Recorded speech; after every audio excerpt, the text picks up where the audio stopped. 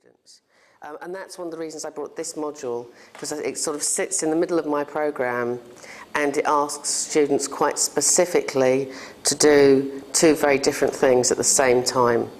And they have to wear two hats or have two heads at the same time. So there's serious engagement with creativity and a serious engagement with criticality and theoretical approaches to writing and to reading. And it's hard. But it's a degree, so it's supposed to be hard. So you learn things. So that tension is what I was going to talk about, and how different ways in which you can address it. The other thing that's interesting about this particular module is the student cohort that I teach for this module is quite large.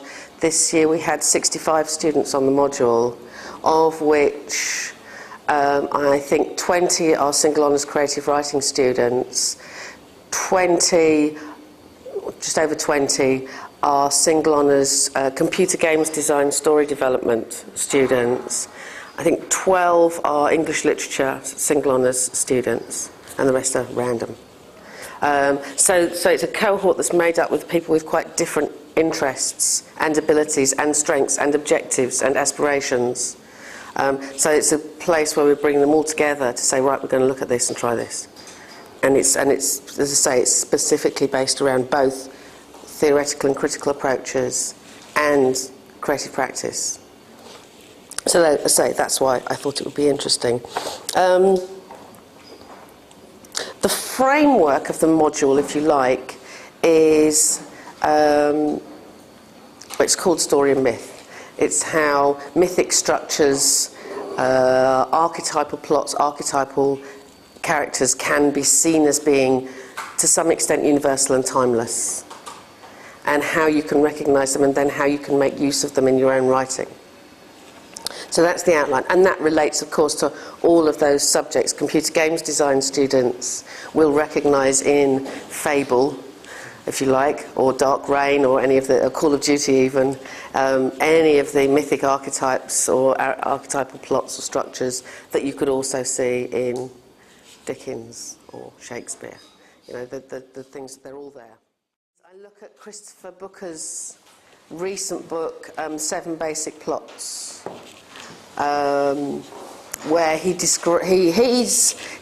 hypothesis is that any story can be identified as having one of the 7 basic plots: rags to riches, overcoming the monster, and so on and so forth. So we talk those through, we give examples, and we talk about the extent to which that's true. So that's quite a useful thing to do to start with. The other thing that we do, which is quite a different kind of thing,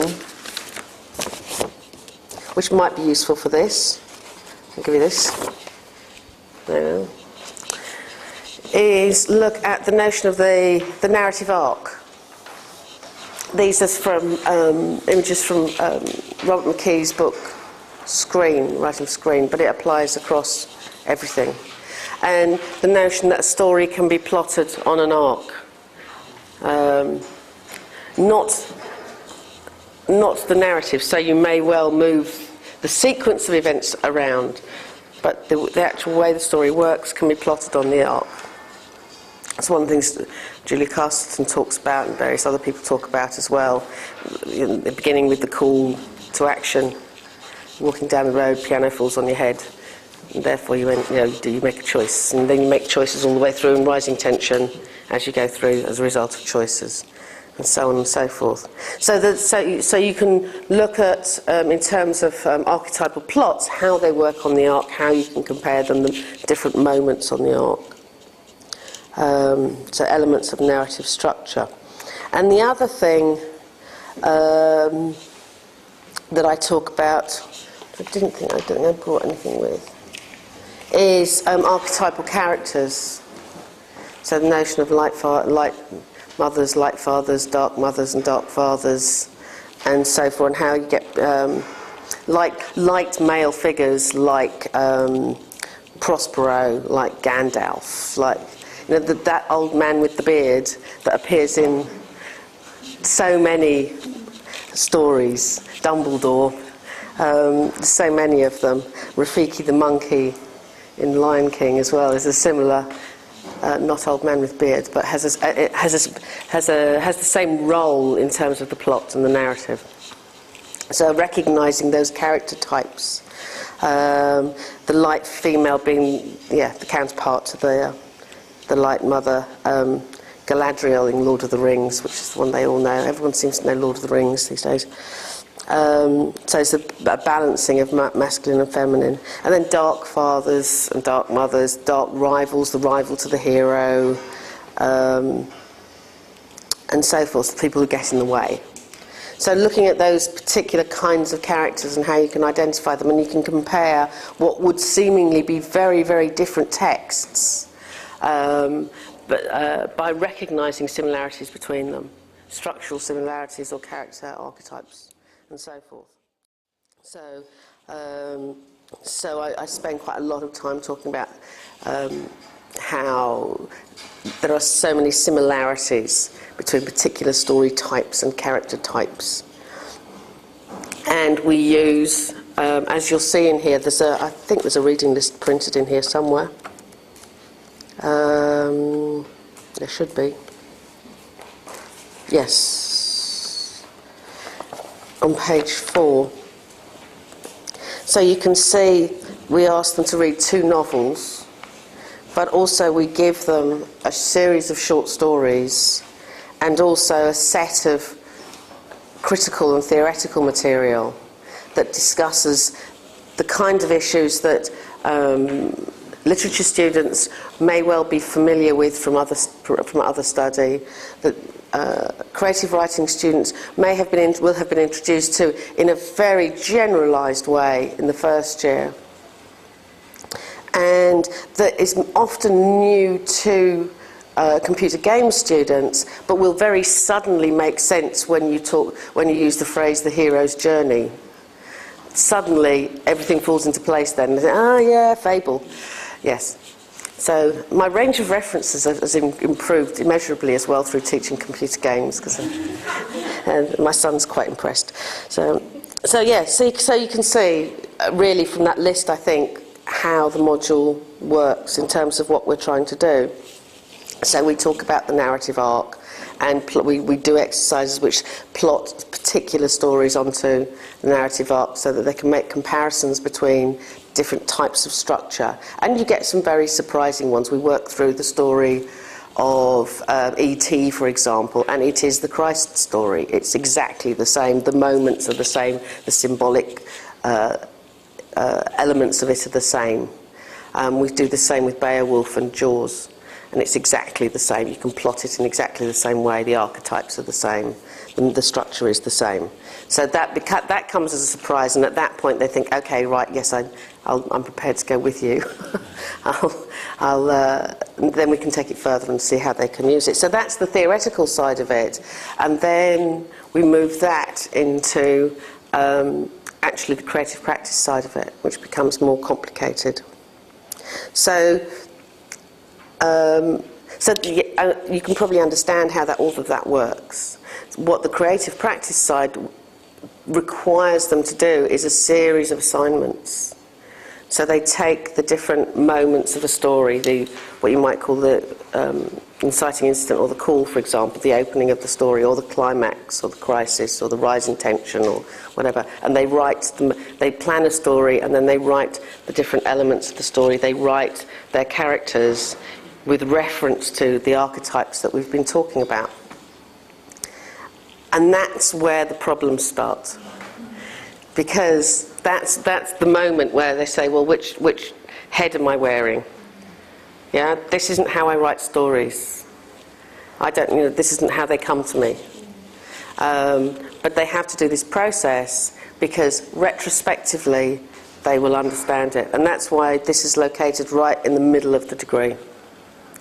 Because they've been set up, they've been experimenting with writing, and that's one of the things that I think is very important about first year, is that they're given the opportunity to play and experiment, try it out, fail, try again, fail better, all of that stuff.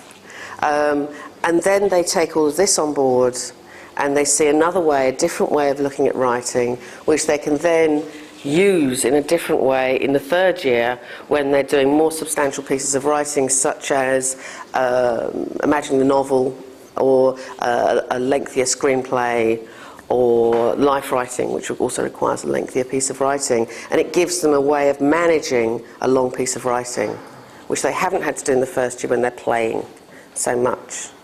So that's why it sits here, and that's why it's hard, because it's that transition between playing, which we need to do, and then taking it more seriously and having to have structures to support writing, because you can't just do it in a more random way. So they do this series of assignments, and I just reassure them that it will feel fake, but in the end they will come up with something, and they do. They always produce good work in the end. The other thing that they learn about in this process, which is terribly important, is editing. Because what they end up with is maybe 6 or 8 assignments of their own writing, which don't naturally fit together and will inevitably exceed the word length. And they have to find a way of editing them together to produce one single story within about 2,000 to 2,500 words, which is short. And it's hard. But again, that's why it's there, that's why they have to do it, because it is hard. And I don't think hard is wrong. I think hard is what they have to do. Otherwise, we're colluding with the idea that writing is easy and you just do what you feel like. So we're making it very difficult for them. So that's what I do to start with. Now, all sorts of questions arise out of this, like, I don't know if you've got any questions, but one of them is assessment. Assessment bearing in mind the needs and the learning outcomes for particular cohorts. And also to be fair to them, because a lot of this writing is quite difficult to assess because it's trying everything out for the first time. It's a whole new way of looking at things.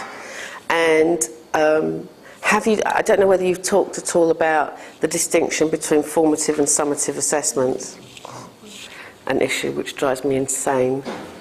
And I won a major argument in the university earlier this year, which took several months, because I said that our portfolios, which are gradually built up during the course of a semester to produce a final piece of writing, I said they were both formative and summative all the way through. And that took a lot of fighting. And I had to say to my director of teaching and learning, I'm afraid you're going to have to trust us.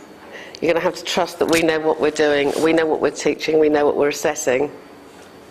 And it is both formative and summative, and you cannot clearly distinguish between the two. And you cannot give me a word length for the portfolio, because it will utterly depend on how much they're doing. You can't decide how many words from the first assignments end up in the final story, and that may not be relevant. And I won in the end, but there was blood on the carpet practically on the way there. It was very, very difficult. And I think that's an issue that's going to raise its head everywhere. I don't know if other people have come across the word length issue in their institutions.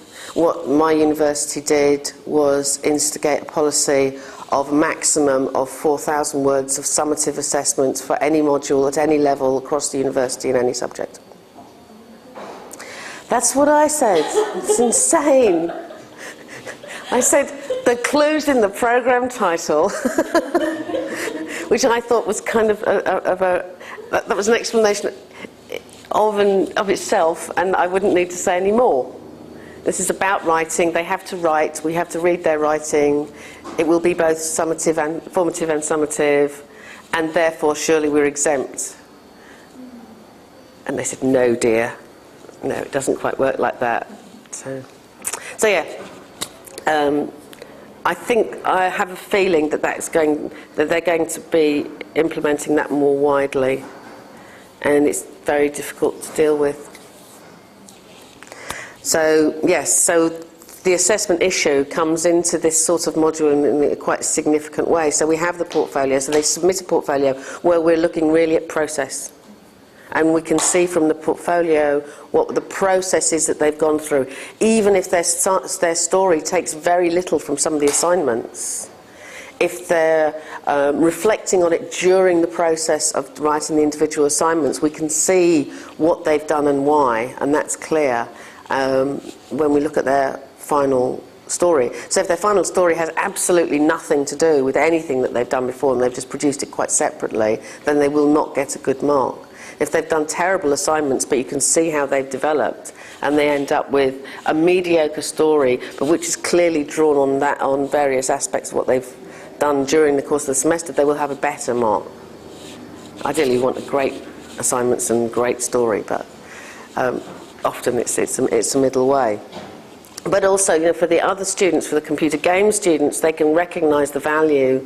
When they're doing level design and character design and so forth, they can understand how the different bits of the narrative, the different bits of character work, setting work, and so forth, will feed into what they're doing when they're planning a story for a game.